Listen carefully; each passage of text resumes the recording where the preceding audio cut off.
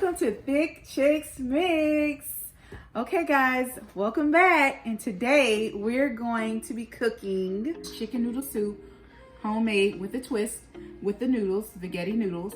And I know people are constantly, I don't have time to eat healthy. You do if you plan accordingly, because this meal right here, 35 minutes, and then you have a full meal right there. Okay, so the first thing we're going to do is we're going to pour in our rendered fat. And what rendered fat is, it is when you're cooking your chicken or any other type of meat. This is a third of rendered fat, or any type of oil that you would like. And you're going to turn it oven to medium-high heat. And if you want, you could always use avocado oil, grapeseed oil. All those oils are good because they're high heat intensity, heat capacity, versus olive oil, which is very good too, but you can't use it in high heat. And so we're going to let that get a little hot. And as I was saying before, rendered fat, as you're cooking your meat, the extra fat that cooks and it's off to the side, once you drain your meat from your fat, you will use that and save it for another dish in case you want to have a natural chicken broth or a natural bone broth or even a vegetable broth. It's always better because it's less salt compared to the store-bought varieties. And then we're going to put in our chicken. And then what I use, it's easier because just to get a rotisserie chicken from Walmart, Sam's, your local grocery store. And you're going to put this in here as well, and you're going to cook it for 10 minutes. And a quick tip for rotisserie chicken is most rotisserie chicken is not cooked all the way through. So in the middle it's a little pink. If you like that, that's fine. If you don't, then you want to go ahead and put it in the oven. And you want to add some aluminum foil over it, make a little tent, because if you don't, then it'll dry it out and it'll cook it right up. And so we're going to cook this for 10 minutes. As for with the rendered fat, and then as it's cooking with our chicken rotisserie, what we want to do is we want to pull off all the excess meat. And that is what we're going to use as it's cooking in the rendered fat. And the rest of the bones, you want to save those, because the trick is you want to put them in a Ziploc bag and freeze it. That can be used later if you would like to make your chicken broth or vegetable broth or bone broth. Okay, so now we're going to continue as it's cooking just for 10 minutes. We're going to cut off the stem end or the butt end of the squash, summer squash, and we're going to cut off the stem end or the flower end. And then after that's done, we're going to set up on the spaghetti, and that's the twist. Instead of using noodles, wheat or a grain noodle, we're going to use squash. Now you can also use zucchini, summer squash, and other types of varieties. So we'll add this attachment here, make sure it's secure and it's locked in place, and then we're going to just spiral.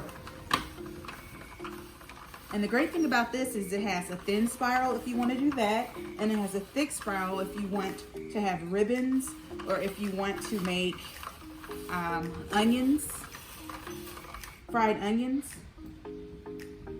fries, the like, whatever you prefer. And so we'll just continue to spiral this, and we'll get our noodles.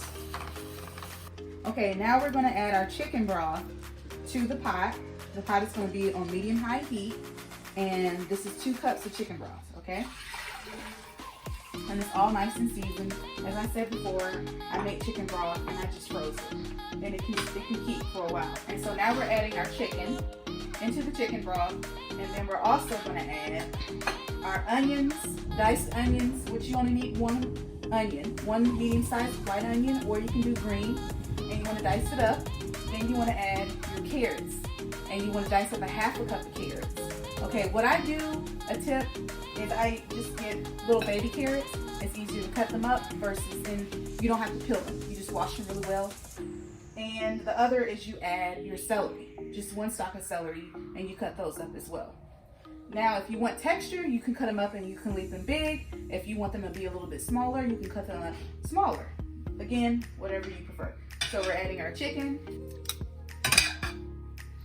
and we're also going to add our veggies.